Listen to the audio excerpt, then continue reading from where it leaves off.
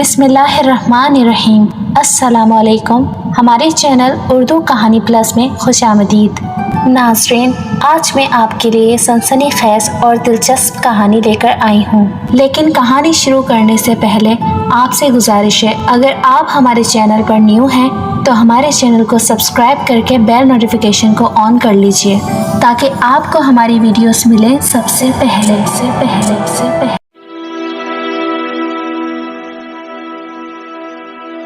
फूली हुई सांसों के साथ मैं उस कमरे से बाहर निकली थी। बदबूदार अंधेरी वाला कमरा जिसमें आज मेरी सास मुझे लेकर गई थी। समझ तो आप गए होंगे, सासें अपनी बहू को औलाद पैदा करने वाले पीरों फकीरों के पास लेकर जाती हैं, जिनके पास या तो कोई तावीज़ होता है या कोई ऐसी चीज़ जिससे औलाद पैदा हो जाती है। मेरे साथ भी ऐसा ही मामला हुआ था। मेरे शौहर ने मुझसे कहा कि मुझसे ज़्यादा तो मेरी माँ की अताअत करो, वो जैसा कहती हैं वैसा ही करो। मैं अपने शौहर की बातों पर परेशान भी होती थी, लेकिन क्या करती, सास का हुक्म मानना मेरे लिए बहुत ज़रूरी था। शायद मेरे शौहर को इस बात का अंदाज़ा नहीं था कि मेरी सास मुझे कहाँ कहाँ लेकर जाती हैं। आज जब मैं इस कमरे से बाहर निकली, मेरे जहन में पिछले सारे वाक़यात किसी फ़िल्म की तरह चलने लगे। कैसे मेरी सास मुझे उस पीर के पास लेकर आई थी जिसका कोई अता पता ही नहीं था, और फिर उसकी गलीस नज़रें मेरे जिस्म के आर पार हुई तो मुझे लगा किसी ने मुझे आरे के नीचे रख दिया हो और कोई तेज़ धारी चीज़ मेरे वजूद को काट रही हो। मुझे वो बहुत बुरा लग रहा था, और जब उसने मुझसे दस्तराजी शुरू की तो मेरी हिम्मत जवाब दे गई। ऐसे बच्चे और ऐसी औलाद पर मैं लानत भेजती हूँ जो किसी गुनाह का नतीजा हो। ये कहकर मैंने एक ज़ोरदार थप्पड़ उसके मुंह पर मारी और कमरे से बाहर निकल आई। मेरी सांसें फूली हुई थीं और मैं बहुत गुस्से में लग रही थी। मेरी सास ने मुझे देखा तो वो बहुत परेशान हो गई। बोली कि क्या हुआ है, तुम इतने गुस्से में क्यों लग रही हो? क्या पीर साहब को नाराज़ कर दिया? मैंने ऊँची आवाज़ में चिल्लाते हुए कहा, अम्मा, भाड़ में गया तुम्हारा पीर और उस पीर के सारे करतूत।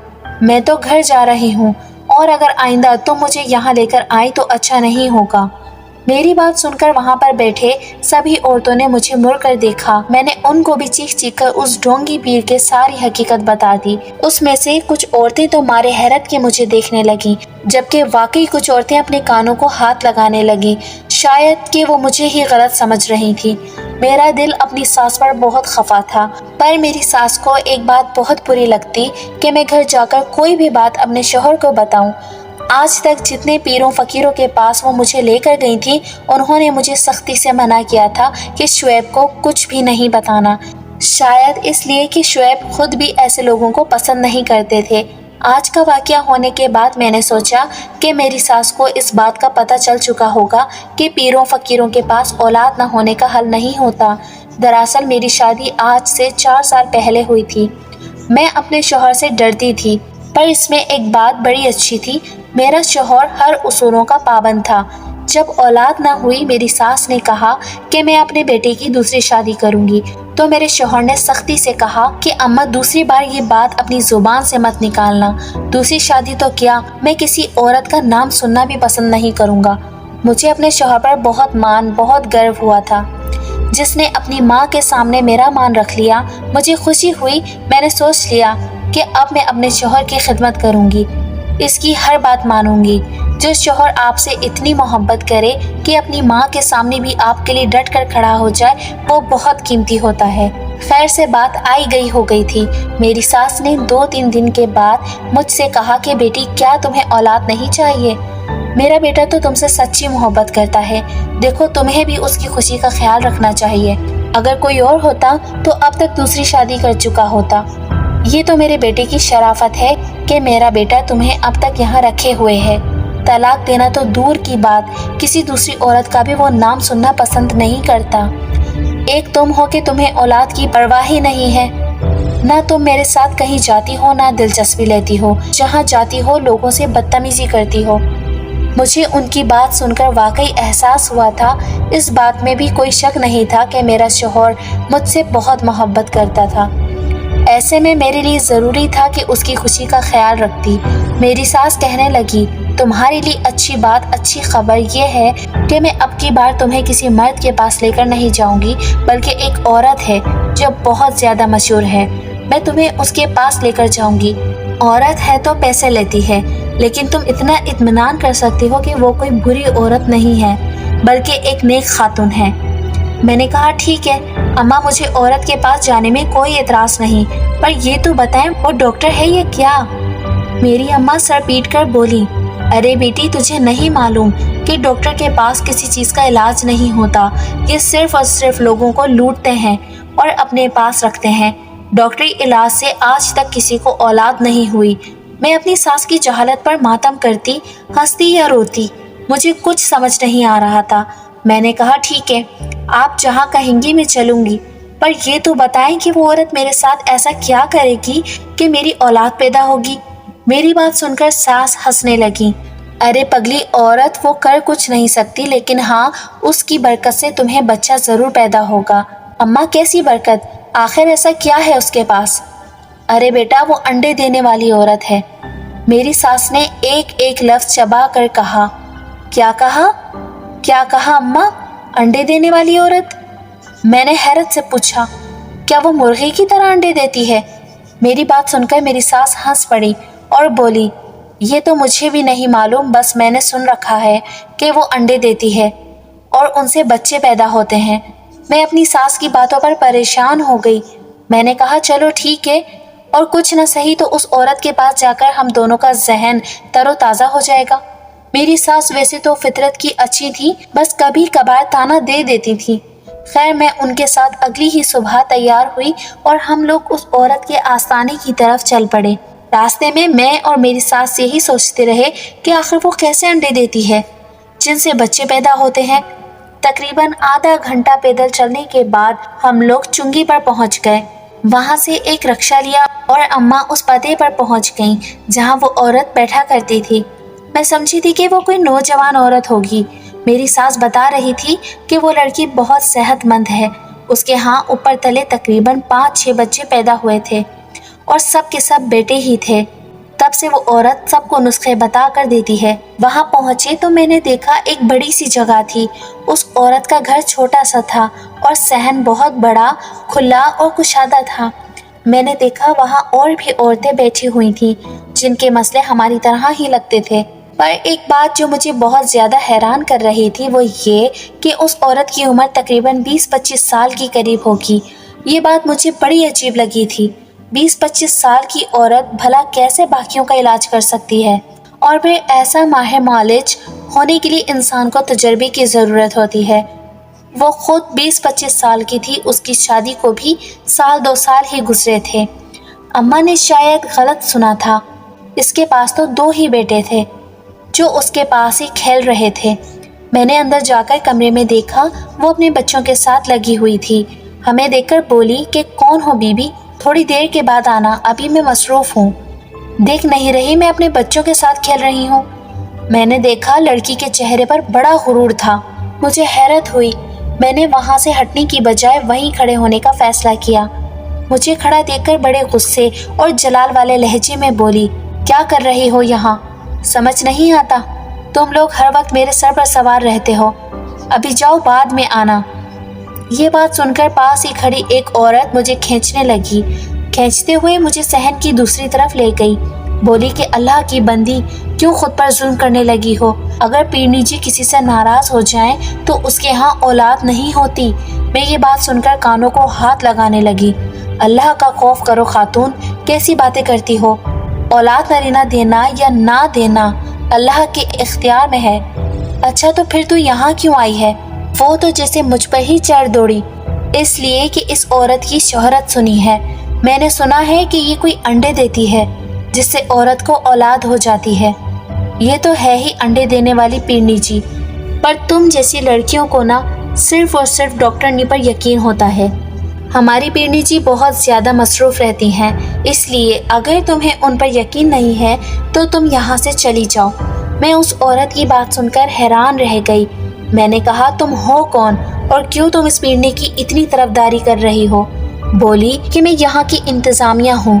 ये सुनकर मैं हैरान हो गई। कौन सी इंतज़ामिया? अरे बीबी जी, तुम्हें नहीं पता क्या, पीनी जी की काफी सारी मुरीदें हैं जो कि यहाँ पर आती रहती हैं। अब उन सबकी चाय पानी का बंदोबस्त भी तो करना होता है ना, वो सारा निज़ाम मैं देखती हूँ। अच्छा ठीक है, मैंने धीमे लहजे में कहा। तो तुम्हारी पीनी जी कब फारिग होंगी? मैंने आजिज़ाना लहजे में पूछा। बस उनका जब भी मन हो वो फारिग होती हैं। अब उन्हें ये नहीं कह सकते कि फला औरत आई है, आप इसका इलाज कर दें। तो क्या मैं पूरी रात पूरा दिन यहाँ बैठी रहूँ? मेरी बात सुनकर वो हंस पड़ी। नहीं नहीं, ज़ोहर के बाद वो तुमसे ज़रूर बातचीत करेंगी और अपने फैज़ से नवाजेंगी। ये कहकर वो वहाँ से चली गई। मुझे अपनी सास पर गुस्सा आ रहा था। मैं खुद तकरीबन 30 साल की हो गई थी और वो मुझे 25 साल की पीरनी के पास ले आई थी, जो उम्र में मुझसे भी छोटी लग रही थी। लेकिन क्या करती, अपनी सास का कहा तो मानना था। मैं खामोशी से बैठी इंतज़ार कर रही थी, तभी ज़ोहर की अजान हो गई।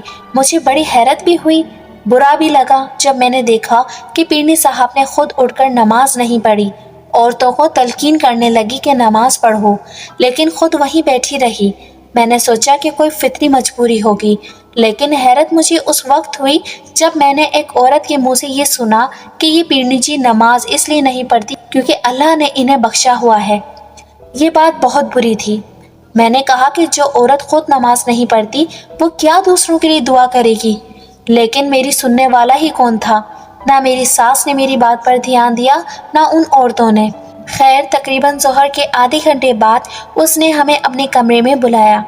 मैं गई तो उसने बड़े बदतमीज़ लहजे में मुझसे पूछा, क्या करती है तू और तेरा शौहर क्या करता है? मैंने उसको कुछ नहीं बताया। कहा कि शौहर उस्ताद है और मैं कोई काम नहीं करती। मेरी सास मुझे कोहनी मार कर बार बार ये बताने की कोशिश कर रही थी कि मैं उस औरत को सच बताऊं।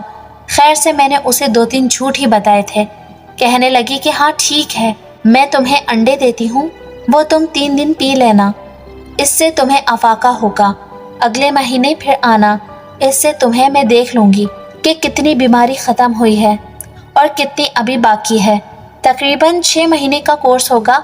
अंडे इस्तेमाल करती रहो।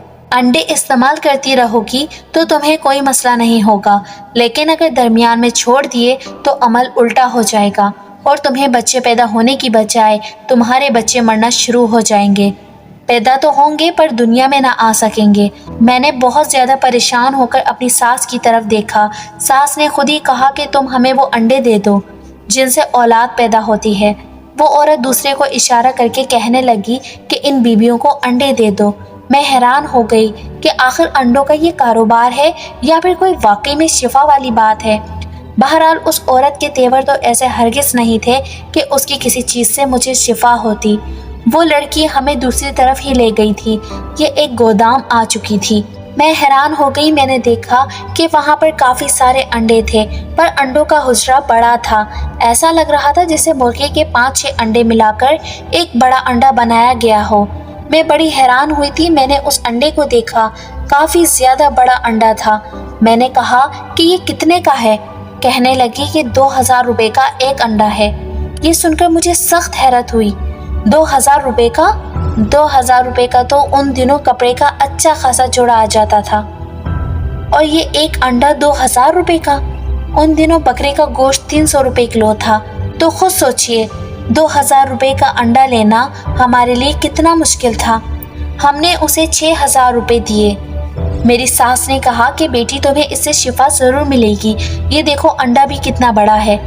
मैंने उस औरत से पूछा कि ये अंडे कहाँ से आते हैं और इनसे क्या होता है। वो बड़े नाज से बोली कि ये हमारी पीरनी जी देती हैं। मैं इस बात पर हैरान हुए बगैर नहीं रह सकती थी कि कोई औरत अंडे कैसे दे सकती है, लेकिन फिर इस बात पर परेशान थी क्योंकि अंडों का साइज बहुत बड़ा था। यानी मुर्गे का अंडा छोटा होता है, मुर्गे के 4-5 अंडे मिलाकर वो एक अंडा बनता था। खैर, मेरी सास ने बड़ी एहतियात के साथ तीनों अंडे उठाए। 6000 रुपये की रकम अदा करने के बाद हम लोग घर आ गए। घर आकर मैंने उन अंडों को फ्रिज में रखने की बजाय अपने कमरे में रख दिया। जानती थी कि मेरी सास ने मुझे शौहर से कोई भी ऐसी बात बताने को मना किया है, पर आज चाहती थी कि वो मुझसे पूछ ही लें कि ये क्या लाई हो। थोड़ी देर के बाद जब मेरे शौहर का घर आने का वक्त हुआ तो मेरी सास को मैंने बातों में लगा दिया तो आधे घंटे बाद दरवाजे पर दस्तक हुई। शुएब घर आ गए। मैंने दरवाज़ा खोला, वो बड़े खुश लग रहे थे। फिर थोड़ी देर अम्मा के साथ बैठने के बाद मेरे शौहर कमरे में आ गए। कमरे में आते ही उनकी नज़र उस नीले शॉपर पर पड़ी जिसमें 3 अंडे रखे थे। पूछने लगे, ये क्या हुआ? मैं जानबूझकर छुपाने लगी। बोले कि नहीं बताओ, ये अंडे कहाँ से आए, बड़े अजीब से लग रहे हैं। मैंने कहा, बस आपकी अम्मी ने मना किया था, गलती से यहाँ रह गए, वरना मैं आपको बता देती। अब मेरे शोहर को और तजस्सुस होने लगा कि आखिर अम्मा ने क्यों मना किया है। अंडों की कहानी बताने से मैंने कहा कि मेरे सर की कसम खाएं, आप अम्मा को ये बात नहीं बताएंगे, पर आज मैं आपको सारी बातें बताना चाहती हूँ। मेरे शौहर ने मेरी कसम खा ली। बोले कि मैं अम्मा से एक लफ्ज़ भी जिक्र नहीं करूँगा, तुम मुझे सारी बात बता दो कि अंडे कहाँ से आए। मैंने उन्हें ये बात भी बता दी, पीड़ वाली बातें, सब चीज़ें जो कि मेरे साथ आज तक हुई थी, और उनकी वजह मेरी सास थी। ये सुनकर मेरे शोहर को बहुत गुस्सा आया। बोले कि अम्मा तुम्हें ऐसे नौटंकी पीरों के पास लेकर गई हैं और मुझे खबर ही नहीं। तभी मैं कहूँ कि वो हर रोज़ तुम्हें बाहर क्यों ले जाती हैं।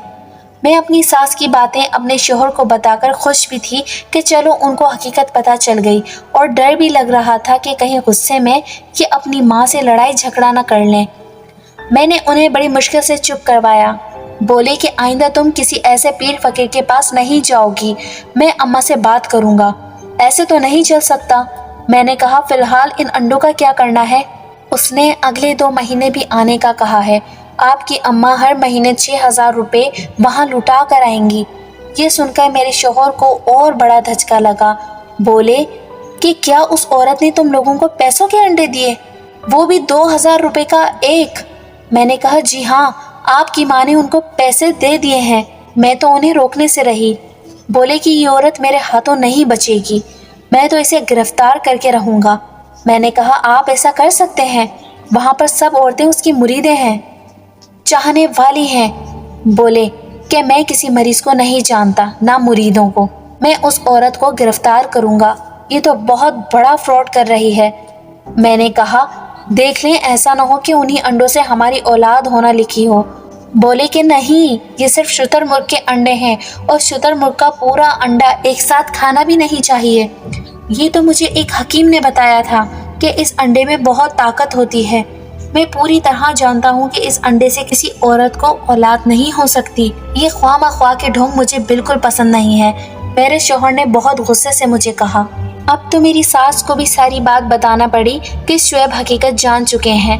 मेरी सास ने मुझे बहुत डांटा कि तुमने शुएब को ये बात क्यों बताई, लेकिन भला औरत अपने शौहर से कुछ छुपा सकती है? छुपाना चाहे भी तो वो उगलवा कर ही रहता है। मेरे शौहर ने अगले ही दिन उस आसाने पर छापा मारने का फैसला किया। उन्होंने मुझसे पता वगैरह भी पूछ लिया। मेरी सास ने मेरे शौहर को लाख मना किया कि बेटा ऐसा मत करो, ऐसा ना हो कि उस पीरनी की बद्दुआ लग जाए, लेकिन मेरे शौहर ने ऐसा करना था, सो उन्होंने करके दम लिया। अगले ही दिन उस औरत को गिरफ्तार करके थाने लाने की बजाय हमारे घर ले आए। उसे मेरे कमरे में बंद कर दिया और कहा कि मेरी बीवी को सच बताना है तो बता दो, नहीं तो मैं तुम्हें थाने में ले जाऊंगा। वहाँ तुम ख्वाह जलील रुस्वा होगी तो अच्छा नहीं होगा। मेरी बीवी एक शरीफ और नेक औरत है, इसलिए तुम्हें इसके पास रख रहा हूँ कि ये भी तुम्हारे पास से होकर आई है। अगर इसे सच बताना है तो बता दो, वरना तुम्हारे साथ बहुत बुरा होगा। वो लड़की बेचारी मारे डर के कांप रही थी। मेरे पाँव पकड़कर बोली, अल्लाह के लिए मुझे अपने शौहर से बचा लो। मुझे नहीं पता था तुम एक पुलिस वाले की बीवी हो, वरना मैं तुम्हें पैसों के अंडे ना देती। मैंने कहा, तुम ऐसा मुझे क्यों कह रही हो? तुम्हें इसे सच बताना चाहिए। बाकी औरतें भी तो मेरी तरह गरीब ही होती होंगी। तुम ख्वाह लोगों से पैसे लूट रही हो। बोली कि नहीं, मैं तुम्हें सारा सच बताती हूँ। मैंने आज तक किसी को कोई नुकसान नहीं दिया। दरअसल मेरे अब्बा बहुत बड़े हकीम थे। उन्होंने सारी ज़िंदगी अपनी मेहनत से और अपनी नेकी से लोगों का इलाज किया। जब अब्बा की उम्र 50 साल हुई तो परेशान रहने लगे, क्योंकि उनका कोई बेटा नहीं था। एक सिर्फ मैं ही थी जो उनकी इकलौती औलाद थी। अब्बा ने दूसरी शादी नहीं की थी कि वो मेरी अम्मा से मोहब्बत करते थे, लेकिन अम्मा मुझसे कहती थी कि तुम्हारे अब्बा का कोई बेटा नहीं, तुम उनका ये अरमान पूरा कर लो, तुम भी हिकमत सीख लो। تاکہ تمہارے ابا لوگوں کا جو علاج کرتے تھے اور جو فیس لوگوں کو دیتے رہے اس سے تم بھی ان کو فائدہ پہنچا سکو۔ لیکن میں تو 10ویں کلاس میں ہی فیل ہو گئی تھی، مجھے پڑھائی لکھائی کا کوئی شوق نہیں تھا، صرف اور صرف اس سے شادی کرنا چاہتی تھی۔ میرا ذہن اس طرف تھا ہی نہیں، بس پھر کیا تھا، ابا نے کچھ عرصے بعد میری شادی کر دی۔ ابا کی وفات کے بعد میں بہت زیادہ پریشان رہنے لگی۔ مجھے ان کے علم کی قدر اب آئی تھی، لیکن میرے ہاتھ میں اب کچھ نہیں تھا۔ جب تک ابا زندہ تھے اگر میں کچھ سیکھ لیتی تو میرے لیے بہت بڑے اعزاز کی بات ہوتی، لیکن پھر میں نے ابا کے نام کو غلط استعمال کرنا شروع کر دیا، یہاں تک کہ عورتیں بھی مجھ پر یقین کرنے لگیں۔ میں ان سے یہی کہتی کہ یہ علم مجھے ابو نے دیا ہے، اس لیے میں اس علم کا فائدہ پہنچا رہی ہوں۔ وہ بیچاری معصوم اور بے وقوف عورتیں تھیں، میری بات پر انہیں کچھ سمجھ نہیں آتی تھی۔ میں 2-4 لفظ جانتی تھی، اگرچہ میں نے 10ویں میں اپنی کامیابی حاصل نہیں کی تھی، پر مجھے باتیں کرنا خوب آتا تھا۔ یوں میں نے عورتوں کو بے وقوف بنا کر اپنے روزگار کا ذریعہ نکال لیا، پر مجھے برا محسوس ہوتا تھا، اس لیے میں نے عورتوں کے لیے خاص انڈے منگوانا شروع کر دیے، ان کو تھوڑا بہت منافع رکھ کر بیچ دیتی۔ پر جب تم میرے پاس آئیں تو مجھے تم امیر لگیں۔ تمہاری ساس بھی بے وقوف سی معلوم ہو رہی تھی۔ میں نے سوچا کہ تم لوگوں سے اچھے پیسے اینٹ لیتی ہوں، جس سے میرے مہینے کا خرچہ نکل آئے گا۔ مجھے کیا پتا تھا کہ تمہارا شوہر میرا کاروبار ہی بند کروا دے گا۔ مجھے اس بیچاری عورت پر ترس بھی آیا، لیکن میں یہ سوچنے لگی کہ کیا پتا اس نے اور کتنی عورتوں کو لوٹا ہوگا، اور کیا پتا ایسی جہالت کی وجہ سے کتنے بڑے نقصان ہو جاتے۔ میں اپنے شوہر سے خفا بھی تھی، لیکن پھر میں نے سوچا کہ اس عورت کے لیے اپنے شوہر سے کیا خفا ہونا۔ یوں اس کا قصہ تمام ہوا۔